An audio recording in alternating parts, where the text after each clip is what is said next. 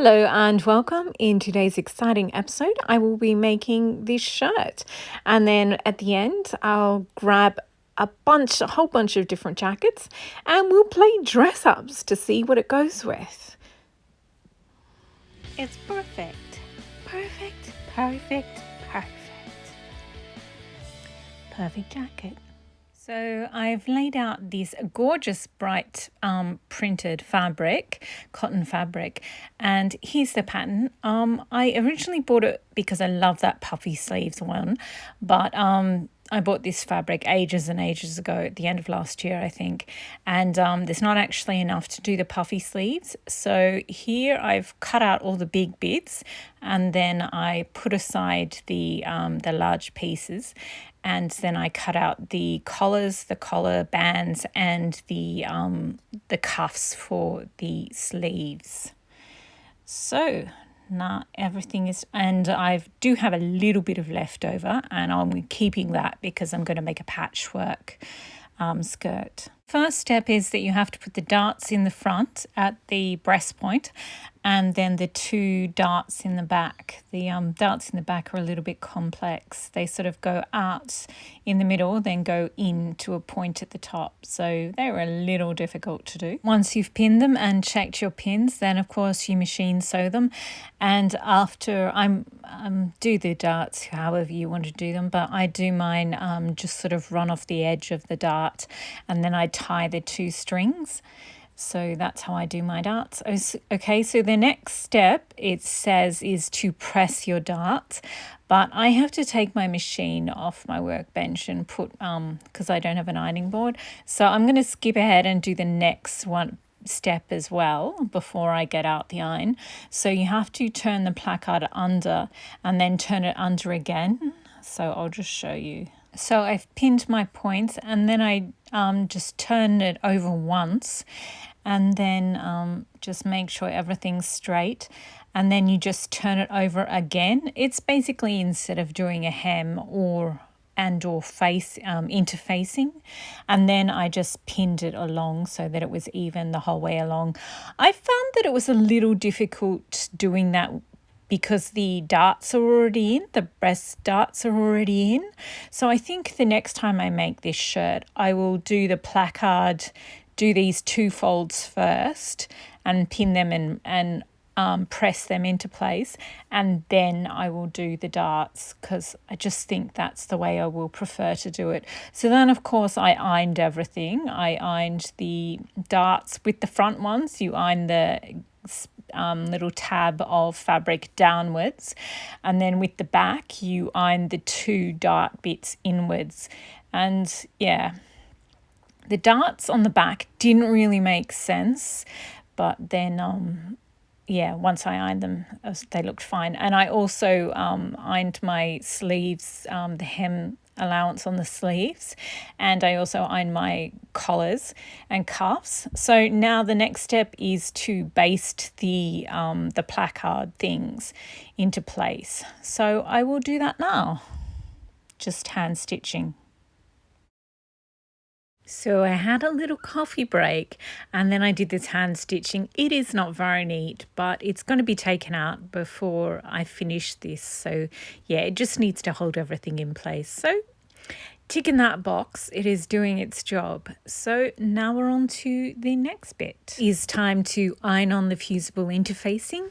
So I'm just using a medium weight and I'm doing the two cuffs, the collar band, as well as the collar, just one of each of the collar band and the collar, and both of the cuffs, obviously.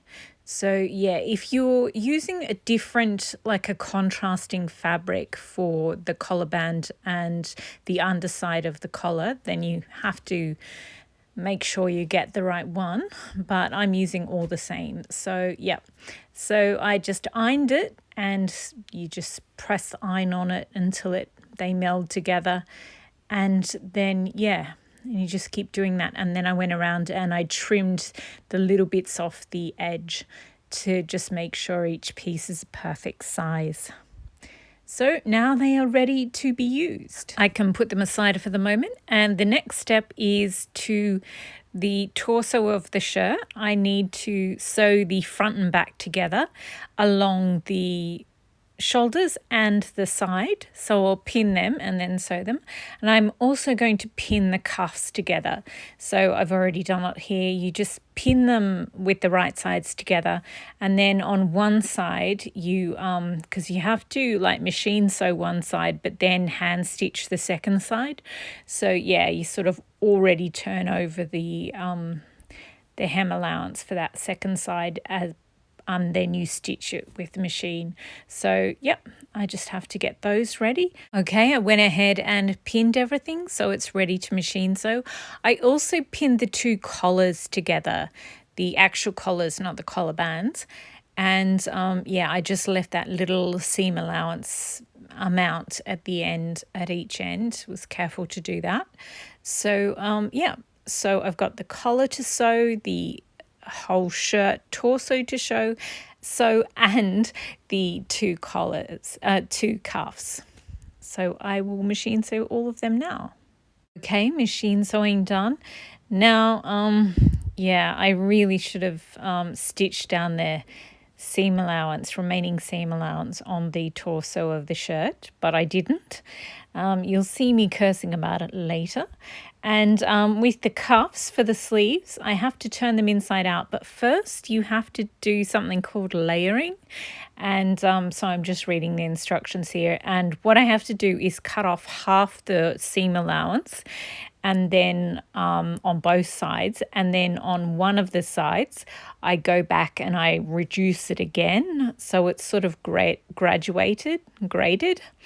And then I clip the corners, and then I can turn them inside out, and that way you get the sharp corners and you sort of reduce the bulk. So I very carefully did that, and it worked out pretty well. Here I'm reading that I actually have to do the same thing with the collar.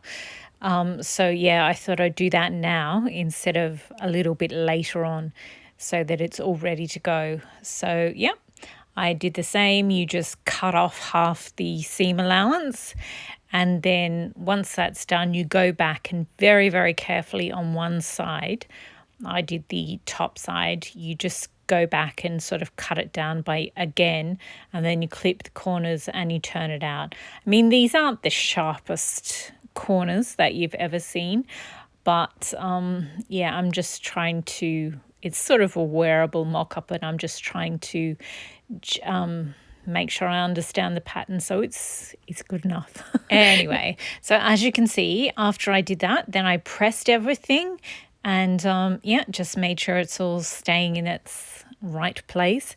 And yeah, I really should have just stitched down the seam allowance on the side seams and the shoulder seams for the torso of the shirt from now on, but I did not. Next time round though. So the next part is sewing the collar band onto the neckline of the shirt. So you need the one with the fusible interfacing, so the stiffer of the two. And first of all, you have to clip the curve. So all around the neck line of the shirt, you just have to sort of cut notches in it so that you can fit the band on properly, because it's such a sharp curve. So yeah, I was a little nervous to do that. It looks hideous, but yeah, it all works out in the end. So I very, very carefully did that. And then it was time to get the collar band and pin them together. So yeah, that took a while, but it's better to be slow and get it right. So after I had pinned the collar band on, then I thought I might as well pin the cuffs into the sleeves, because it's kind of the same process and it's really fiddly. So you sort of have to roll up the cuff to sort of insert it in the sleeve with the right sides together, and then yeah, and then and then sort of pin them very carefully in place. So yeah, it was a little bit fiddly, but I got there in the end. And now everything is ready to machine sew. So yeah, I sewed these really slowly because I just wanted to do them right the first time, because they would have been an absolute devil to unpick. So here it is. Yay! It's done, and I know it looks weird, but it's actually the right way to do it. It's just that you're sewing together something straight and something that's very curved. So yeah, it sort of looks like it doesn't make sense, but they went together really well. And then I sort of just turned it out to check that everything was right. And then the next thing is you have to cut down, you have to do that layering thing. So you have to cut down the seam allowance by half, and then very carefully trim one side of the seam allowance down again so that it's all graded and it will sit well. And I also decided at this point it was time to have a little snack. But yeah, and I've pinned all my seam allowances down and under, and yeah, the next thing I'll do is hand sew them, and then I'll press everything. Oh my gosh, all that hand sewing. Oh, spoiler alert, by the way, it turns out fine. It's just at this point in the making process, I felt like I would never finish. But I did. I did all the hand sewing, and oh my gosh, hand finished seams just look beautiful. I love them so much. Totally worth the effort. So I hand finished the side seams on the torso of the jacket as well as the shoulder seams. And then I went and I also did the sleeve seams, and I put the cuffs on, and I hand sewed hand finished the cuffs as well. And then of course I pressed everything. So now it was time to sew the actual collar to the collar band. Once I very, very carefully machine sewed them from the points, between the points that you were supposed to sew, then I just checked everything was fine. And then the next step is to pin on the other collar band. I just found this so difficult. So yeah, I ended up taking it off and just pinning it back on again. And yeah, because the collar is stiffened with the fusible interfacing, and so is the other collar band, but this front one is all floppy. And yeah, I just found it difficult. And so then you very carefully have to sew right the way around and around the edges. It's so tricky. And then you have to tuck in the leftover bit and sort of pin it in exactly the right spot. And then you're supposed to machine sew around it. And it worked, but so now there's visible machine stitches. And every shirt is like that, I know, but yeah, not my favourite. So I've pinned the sleeves in, and now I just need to sew them in with the sewing machine. Spoiler alert, they turned out fine. So, but I don't know what I did with that footage. You have to sew them, then turn them out and check them, and then sew them again, and I did that. And then next was you just have to machine sew the placards at the front, which I did, and then you're supposed to also machine sew the hem at the bottom, and I just hate machine sewn hems. I just hate them with a passion. So I've pinned it, and I'm going to hand stitch it, which yeah, I did. I was trying to get it all done on the weekend, and yeah, clearly I gave up. It got too late, and I was like, oh, I'm too tired. So yeah, I had to finish that, and there was a sort of a mess at the collar. There was like a few stitches had caught out or something. So yeah, I hand finished that as well. And then the front two bits were uneven, so I just fixed them. I sort of tucked in a little more, and then yeah, I did it. And after that I did the hem. But yeah, so it's all done now. Well, you're supposed to put 3 buttons on it, but yeah, this is me just admiring my work. I quite like it just because I tend to wear shirts just as a layering, like So I'll wear a t-shirt underneath, then a shirt, then a jacket. And I just wear it so that I can play with lots of different colours, sort of thing. As you can see on the pattern, you can put 2 or 3 buttons, but I was just gonna, I hate doing buttons and buttonholes, but I was just gonna use those. I bought all these snap, those snap clasps, like you have on cowboy shirts. And I was gonna do that, but I think I'll hang off and maybe wear it a couple of times. Ooh, this is with my Monet jacket. Yeah, so I decided to get out some jackets and play dress ups. And this is the metallic, like it's silver, and then it's got the ribbon flags that sort of look like grass. And yeah, oh, I love this jacket so much. They look so cute together. But I think I'd just skip down the street if I wore that. This was in the same storage box. So yeah, I just got it, and it's got the same colours, so I tried it. But oh my God, I love this, the Edinburgh Chanel tweed with this colourful, I love the juxtaposition because and the Edinburgh jacket has those kiwi beads too. So in my mind, they match perfectly. They're just cute and quirky together. This is definitely one of my favourite combinations that I came up with in this dress up session. It just makes me so happy seeing these two, this shirt and this jacket together. And this is the vest because I thought, oh, how can I show off the sleeves? Because most of the sleeves, like this pattern has puffy sleeves, so I probably won't be able to wear jackets with it. It looks a little too chunky on the side, from the side for me, but it looks gorgeous from the back and gorgeous from the front, and I never really see myself from the side, so it doesn't matter to me anyway. But yeah, that's a Linton tweed. I also have a jacket in that. And this combination is so adorable.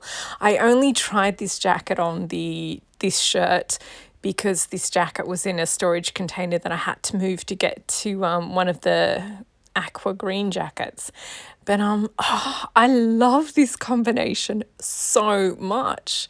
They look so cute together. And then this is a really, really old Linton tweed that I just absolutely love. And I think because it's sort of got the pinks and the mauves in the print, and I just thought it picked up beautifully. And it's also got that sort of orangey yellow in there as well. And I just think they look adorable together. And then this is just a beige one. It's a 3/4 sleeve, so you can actually see the cuffs of the shirts, which is what I like. But I think I'd also really like it with the Valentino purse. I think I put a brooch on that beige jacket though.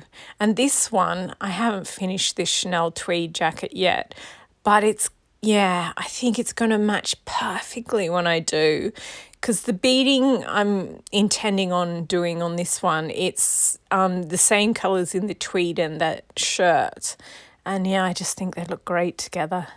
And this one, this is one of the first jackets I made, and it's got sort of amber beads, frosted amber beads around the edge, and that sort of made me think of the yellow splodge in the middle of the flower print.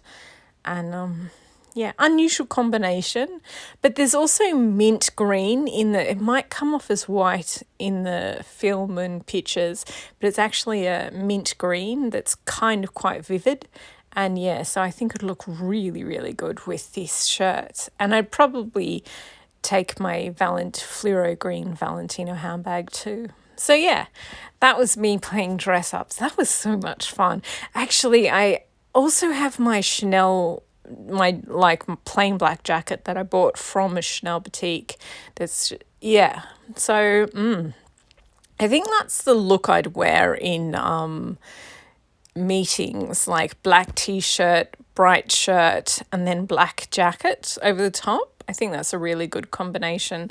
Like, it's not completely boring, but it's also not completely, my personality. So it's sort of somewhere in between. But yeah, I'm very happy with the way that it turned out.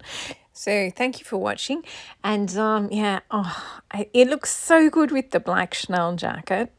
I'm really happy with that. And these ones, oh, these are the ones I'll wear when I don't have any serious meetings or anything like that. And I absolutely adore the way the pink one looks with it. So good.